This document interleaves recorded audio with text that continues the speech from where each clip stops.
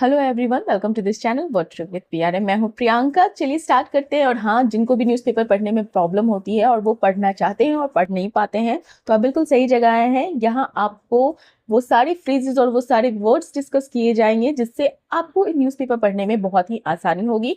Newspaper का जो source है वो मेरा द हिंदू रहता है, बिकॉज वो थोड़ा टफ होता है। चलिए स्टार्ट करते हैं। हमारा आज का पहला ईडियम है ये, ठीक है।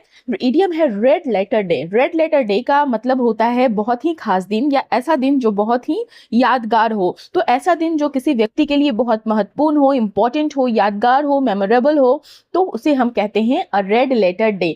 जैसे कि इंग्लिश यहाँ मीनिंग है अ वेरी स्पेशल और memorable day in someone's life, तो उसे हम रेड लेटर डे बोलेंगे थ्रू ईडियम। स्पेशल हो गया, मेमोरेबल हो गया, इंपॉर्टेंट हो गया, ये थोड़े इनसे मिलते जुलते शब्द हैं। जैसे यहाँ पे एग्जाम्पल है the day I got my first job was a red letter day for me. जिस दिन मुझे मेरी पहली नौकरी मिली वह मेरे लिए रेड लेटर डे था, मतलब यादगार दिन था। तो आई होप आप लोगों को समझ में आया हो रेड लेटर डे क्या होता है। तो ये हमेशा याद रखिएगा, रेड लेटर मतलब कि जो चीज बहुत इंपॉर्टेंट हो, कोई भी चीज इंपॉर्टेंट होता है तो हम रेड से मार्क करते हैं ना generally. Next is misogynist. Misogynist क्या होता है? बहुत कॉमन वर्ड है।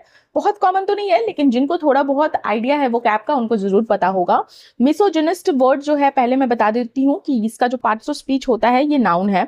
और मिसोजिनिस्ट वैसे लोग को कहा जाता है जो स्त्री द्वेषी पुरुष होते हैं। मतलब कि ऐसे लोग, मतलब इनमें वुमेन नहीं होती हैं जनरली, वैसे पुरुष जो औरतों से द्वेष रखते हैं, औरतों को सिंपल लैंग्वेज में कहें तो पसंद नहीं करते हैं, तो उसे हम मिसोजिनिस्ट बोलते हैं, ठीक है।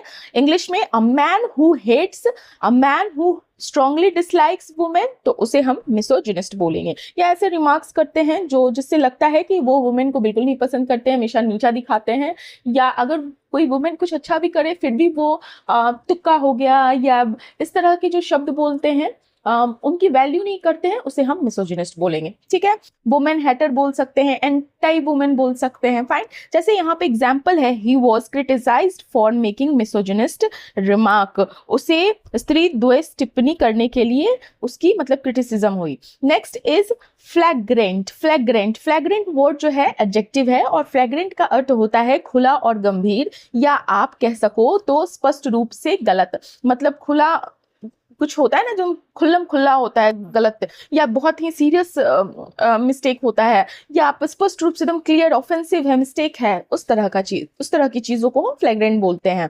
तो वेरी ऑब्वियसली रॉन्ग, ऑफेंसिव और अनएक्सेप्टेबल। मतलब क्या हुआ कि नॉर्मली समझे तो ऐसा गलत काम जो बहुत ही ऑब्वियस हो और सीरियस हो, जिसे छिपाना मुश्किल हो। मतलब आप ऐसी चीज आपने करी है जो गलत है और उसे आप छुपा नहीं सकते हो, तो उस चीज को बताने के लिए आप फ्लैग्रेंट वर्ड का यूज कर सकते हैं। इसके सिनोनिम्स हैं ब्लैटेंट, ग्लेरिंग, ठीक है।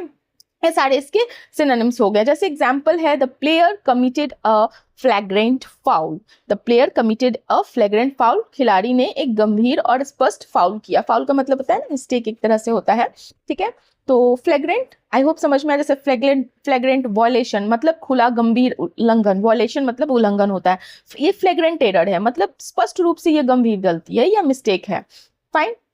नेक्स्ट इज रिलेंटलेस जिल। रिलेंटलेस जिल मतलब क्या होता है? पहले तो ये फ्रेज है, और रिलेंटलेस जिल एडजेक्टिव फ्रेज है। क्यों एडजेक्टिव फ्रेज है मैं बताती हूँ। देखो, रिलेंटलेस मतलब होता है लगातार या अथक, कंटिन्यूटी के साथ जो होता है ना, और जिल मतलब होता है एक्साइटमेंट, उत्साह, जोश, जिसे आप बोलते हो। वो जिल से भरा हुआ था, मतलब कि वो बहुत उत्साह से भरा हुआ था, बहुत एक्साइटेड था, बहुत, तो उसको हम बोलेंगे अथक उत्साह, अटूट जोश, मतलब अनस्टॉपेबल इंथ्यूजियाज्म।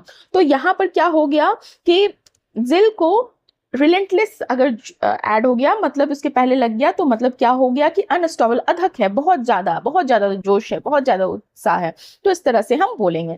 तो unstoppable enthusiasm and determination to achieve something, मतलब क्या होता है कि किसी, जैसे मान लो आपका कोई गोल है, आपका कोई एम है, कोई लक्ष्य है, तो किसी लक्ष्य के लिए बिना रुके, विदाउट स्टॉपिंग, लगातार जोश के साथ, एक्साइटमेंट के साथ, डिटर्मिनेशन के साथ लगे रहना, काम करते रहना, तो वहां पर हम रिलेंटलेस जिल बोल सकते हैं। जैसे यहाँ पे एग्जांपल है, she pursued her dream with relentless जिल।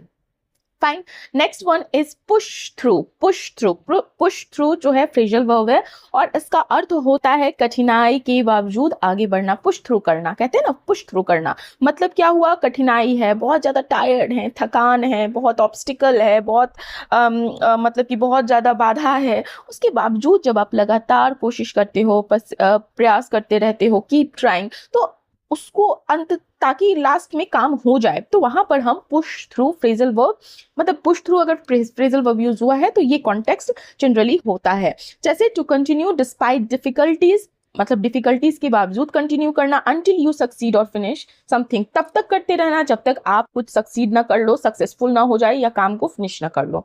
ठीक है, जैसे यहाँ पे एग्जाम्पल है, the she pushed through the difficulties and completed the project, कठिनाई के बावजूद उसने जारी रखा और अपने प्रोजेक्ट को कंप्लीट करा। ठीक है, जैसे पुश थ्रू डिफिकल्टीज बोलते हैं, पुश थ्रू द पेन, मतलब दर्द के बावजूद आगे बढ़ना बोल सकते हैं, या push through the obstacle, obstacle मतलब क्या होता है, बाधा। ठीक है, तो इस तरह से हम एक्सप्रेशन या फ्रेजेस का यूज करेंगे।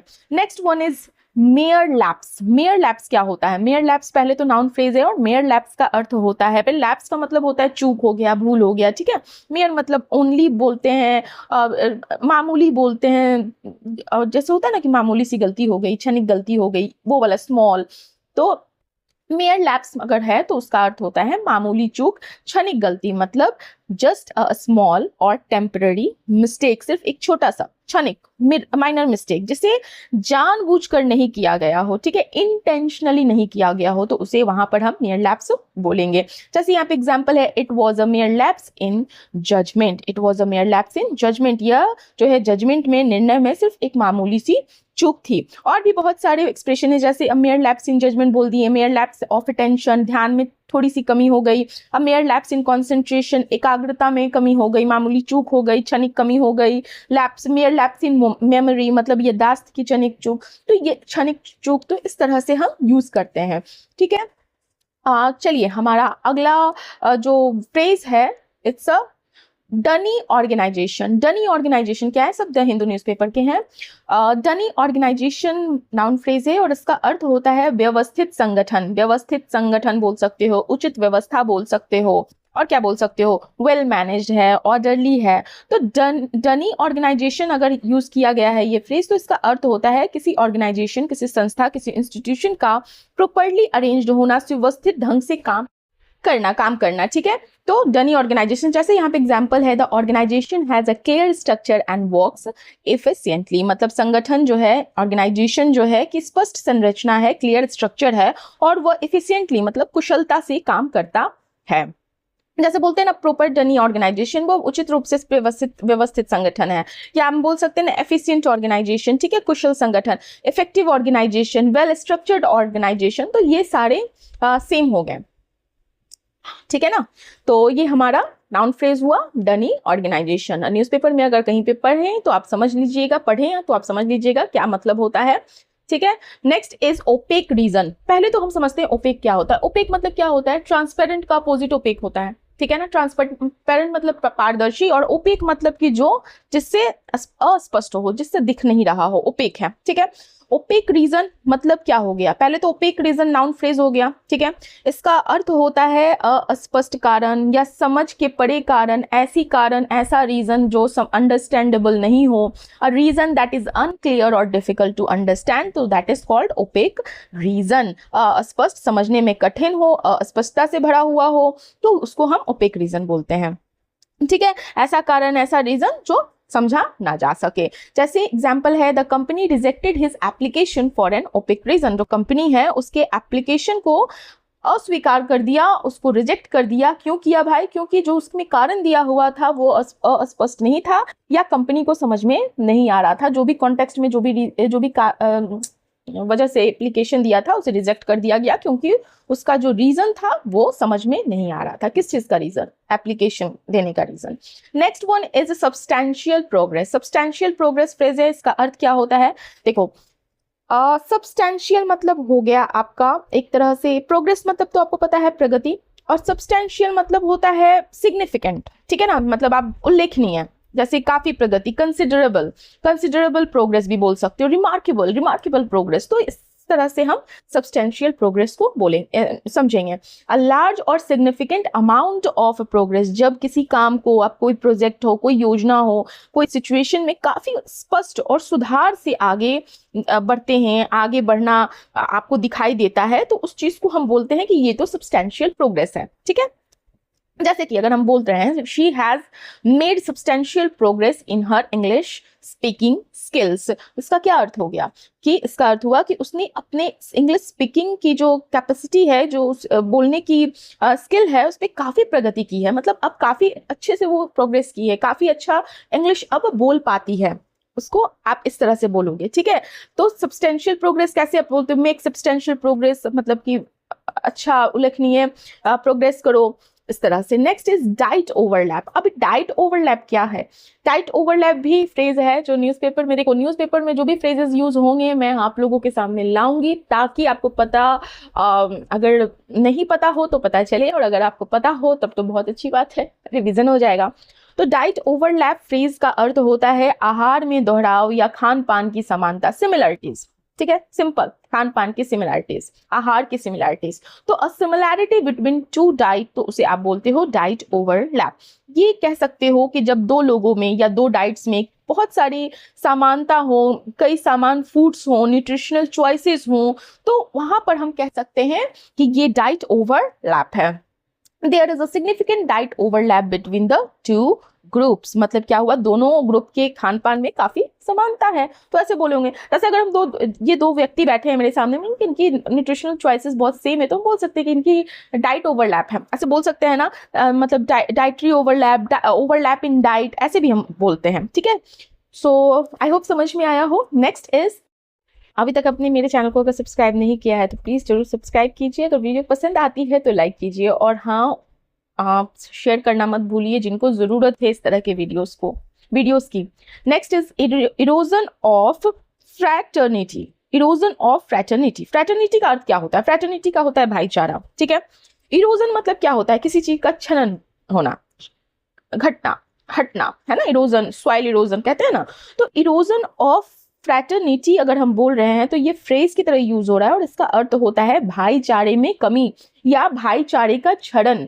ठीक है, तो ग्रेजुअली वीकनिंग और decline of brotherhood and mutual unity, मतलब क्या हो गया, समाज में भाईचारे, एकता या एक आपसी सद्भाव होता है ना, आपसी एक यूनिटी होती है, एक भाईचारा होता है, तो धीरे धीरे उसका कम होना, तो उसे बोलते हैं इरोजन ऑफ फ्रैटर्निटी। जैसे एग्जांपल है, social discrimination can lead to the erosion fraternity, मतलब अगर आप सामाजिक भेदभाव करते हैं, सामाजिक भेदभाव जो होता है वो भाईचारे की कमी का कारण बन सकता है। दो पर्सन हैं, दोनों में बहुत भाईचारा है, अगर आप डिस्क्रिमिनेशन करना शुरू कर दीजिएगा तो हो सकता है कि उसमें भाईचारे की कमी हो जाए। ठीक है, हमेशा होता है नॉर्मल डेज में, इस तरह का सिचुएशन क्रिएट होता है। चलिए, हमारा अगला वर्ड है कॉग्निजेंस। कॉग्निजेंस क्या है? कॉग्निजेंस वर्ड नाउन है, और कॉग्निजेंस का अर्थ होता है संज्ञान। संज्ञान मतलब क्या है मैम? संज्ञान मतलब है जानकारी। तो कॉग्निजेंस का अर्थ होता है जानकार, जागरूकता, जानकारी, संज्ञान, टू नो अबाउट समथिंग और टू नोटिस इट। मतलब क्या हुआ कि किसी बात की जानकारी होना या उस पर ध्यान देना, उस पर संज्ञान लेना, तो वहां पर हम कॉग्निजेंस बोलेंगे। जैसे कि एग्जाम्पल है यहाँ पर, the court took cognizance of the complaint, मतलब कि जो अदालत ने शिकायत जो हुआ था या शिकायत जो किया गया होगा उसका संज्ञान लिया, उसके बारे में जानकारी ली, हम ऐसे बोलते हैं टुक कॉग्निजेंस ना। तो टेक कॉग्निजेंस ऑफ बोलते हैं, ये कोलोकेशंस वगैरह है ना, टेक कॉग्निजेंस ऑफ मतलब किसी बात का संज्ञान लेना, या हम बोलते हैं कि take cognizance of the issue, मतलब कि अगर किसी कोई इशू है तो हम अगर किसी को बोल रहे हैं कि go and take cognizance of the issue, तो इसका मतलब क्या होगा कि जो इशू है, जो मुद्दा है, उसका संज्ञान लो, उसके बारे में जानकारी लो, इस तरह से हम बोलेंगे। Next is it's a deflating word is adjective word. अभी देखो मैं इसमें फ्रेजेस यूज करती हूँ इस वाले वीडियोस में, लेकिन मैं वर्ड्स भी, अगर मुझे अच्छे वर्ड्स दिखेंगे तो मैं वो भी डिस्कस करूंगी। ठीक है, डिफ्लेटिंग जो है उसका अर्थ होता है, पहले तो ये एडजेक्टिव है और प्रेजेंट पार्टिसिपल की तरह से भी यूज कर सकते हैं, मतलब जो V4 का फॉर्म होता है, तो डिफ्लेटिंग का अर्थ होता है उत्साह कम करने वाला। कोई भी चीज जो उत्साह कम करने वाला हो, तो उत्साहित करने वाला हो, तो उसे हम वहां पर डिफ्लेटिंग यूज करेंगे। डिफ्लेट मतलब क्या हो गया? उत्साह कम करने वाला, ठीक है। जिसको डिस्करेज करने वाला, डिस्करेजमेंट करने वाला, सुना है ना, डिस्करेज करने वाला। तो something that makes you feel less happy, less confident, not excited. तो कुछ भी ऐसा जो आपके उत्साह को, आपके इंथुजियाज्म को, आपकी पॉजिटिवनेस को कम कर दे, तो वहां पर हम डिफ्लेटिंग बोलेंगे। जैसे मैं बोल रही हूँ हाँ कि यार वो जो एक्सपीरियंस था बहुत डिफ्लेटिंग था, मतलब क्या है कि वो बहुत ही खराब एक्सपीरियंस था, मतलब कि उत्साह कम करने वाला अनुभव था, ठीक है। डिफ्लेटिंग कमेंट हम बोलते हैं, डिफ्लेटिंग इफेक्ट बोल सकते हैं, डिफ्लेटिंग मोमेंट बोल सकते हैं। तो इस तरह से हम यूज करेंगे इस वर्ड्स को। जैसे यहाँ पे एग्जाम्पल है, the criticism was quite deflating, मतलब कि वो जो आलोचना थी, वो जो क्रिटिसिज्म था, वो बहुत ही उत्साह कम करने वाला था। या तो बोलते हैं ना कि यार उसका जवाब मेरे लिए बहुत डिफ्लेटिंग था, मतलब क्या हो गया कि उसका जो आंसर था वो बहुत उत्साह कम करने वाला था। या अगर हम बोल रहे हैं कि इतनी मेहनत करने के बाद भी हार जाना या फेल हो जाना डिफ्लेटिंग लगा, मतलब उत्साह कम करने वाला लगा, कि अब एक्साइटमेंट जो थी ना उस चीज को लेकर कम हो गई, वो वाला। नेक्स्ट इज, ये हमारा लास्ट वर्ड है आज के वीडियो का। तो it's a transgression. Transgression noun है और इसका अर्थ होता है उल्लंघन, अपराध। अभी उल्लंघन का एक और वर्ड है ना, बहुत अच्छा वर्ड है, इंग्लिश में हम यूज करते हैं, जिसे कहते हैं वॉयलेशन करना, ठीक है ना, उल्लंघन करना। तो वही है, इसका सिनोनिम हो जाएगा ट्रांसग्रेशन का। ट्रांसग्रेशन नाउन है और जिसका अर्थ होता है उल्लंघन करना, या अपराध भी बोलते हो। Doing something that is against a rule, anything that is against a rule, law और मोरल स्टैंडर्ड। तो वहां पर हम ट्रांसग्रेशन वर्ड बोलते हैं। जैसे मतलब क्या हुआ, किसी कानून, किसी नियम या नैतिक सीमा, मोरल स्टैंडर्ड जो होता है, उसका उल्लंघन करने को हम ट्रांसग्रेशन बोलेंगे। जैसे यहाँ पे एग्जाम्पल है, the court punished him for his transgression. तो जो अदालत है, जो कोर्ट है, उसने उल्लंघन करने पे उसे सजा करी। उस व्यक्ति ने उल्लंघन करी होगी, नियम तोड़ा होगा, तो उसके लिए कोर्ट ने उसे पनिश करा। या हम बोलते हैं ना, नियम तोड़ना एक सीरियस ट्रांसग्रेशन माना जाता है, ऐसे बोल सकते हैं। या अगर हम बोलें कि उसने अपनी गलती स्वीकार कर ली, या उसने अपना जो उल्लंघन था, रूल के अगेंस्ट जो उसने कुछ गलत किया था, उसने एक्सेप्ट कर लिया, तो कैसे बोलेंगे? उसने अपनी ट्रांसग्रेशन स्वीकार कर लिया, ऐसे बोल सकते हैं ना। या अगर हम बोल रहे हैं किसी के अधिकारों का ट्रांसग्रेशन करना गलत है, मतलब क्या, कि किसी के अधिकारों का उल्लंघन करना गलत है, ऐसा भी हम यूज कर सकते हैं इस वर्ड को। तो आप इस तरह से यूज करोगे ना तो आपको याद रहेगा। आई होप आज के दिन इस वीडियो से कुछ आपकी लाइफ में वैल्यू ऐड हो, आपकी वोकैबुलरी कुछ इंक्रीज हुई होगी। So thank you for watching. Subscribe कीजिए, लाइक कीजिए, शेयर कीजिए, कमेंट कीजिए। Have a nice day.